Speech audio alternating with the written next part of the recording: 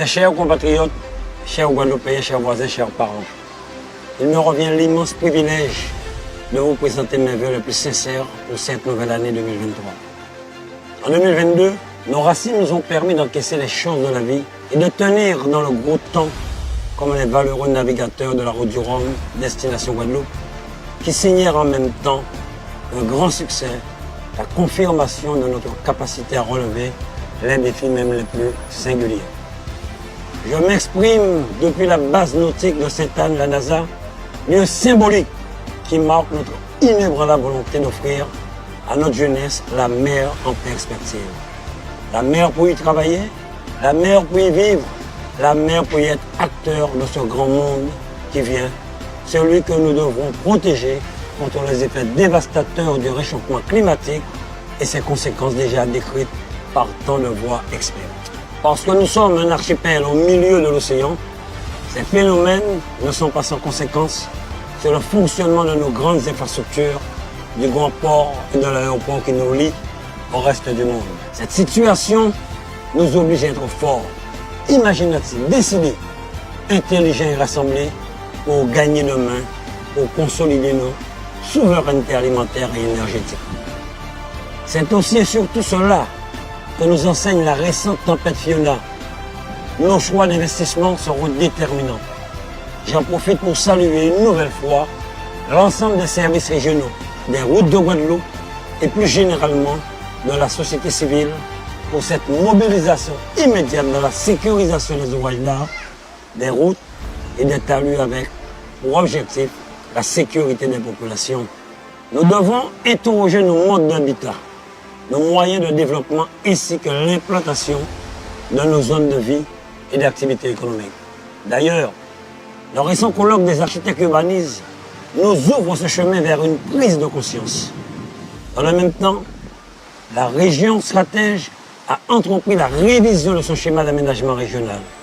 Il est temps d'exploiter cet outil de planification et de coproduire un véritable schéma d'aménagement de la Guadeloupe.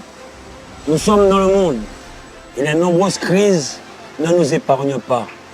Au travers de la hausse du coût du carburant, du prix des matières premières et de la pénurie de certains produits de première nécessité. Malgré ces obstacles, nous devons rester optimistes et continuer à nous protéger pour construire sereinement la Guadeloupe.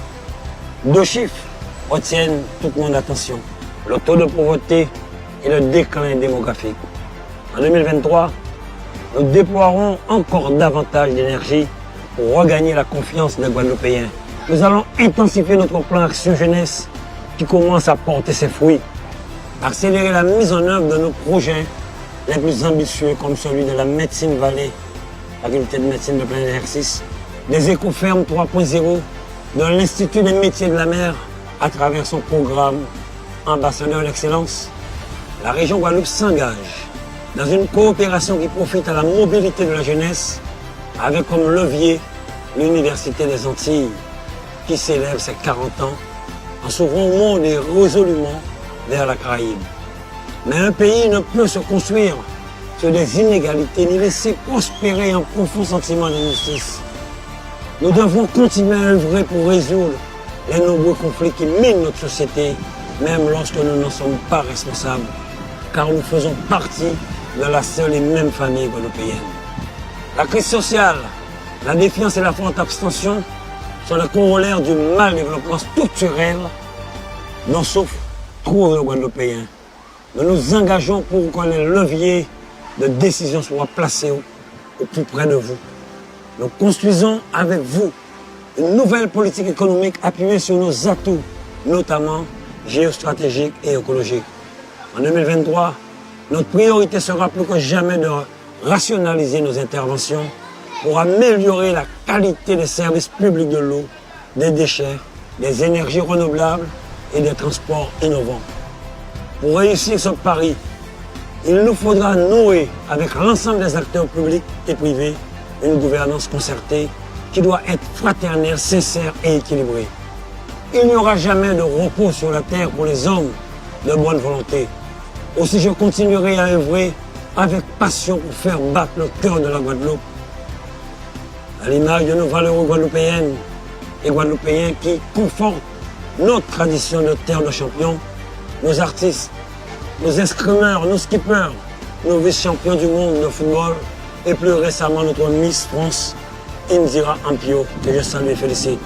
Chers compatriotes isolés ou en famille, je vous souhaite le meilleur tout en prudence pour que la fête soit la plus belle que possible.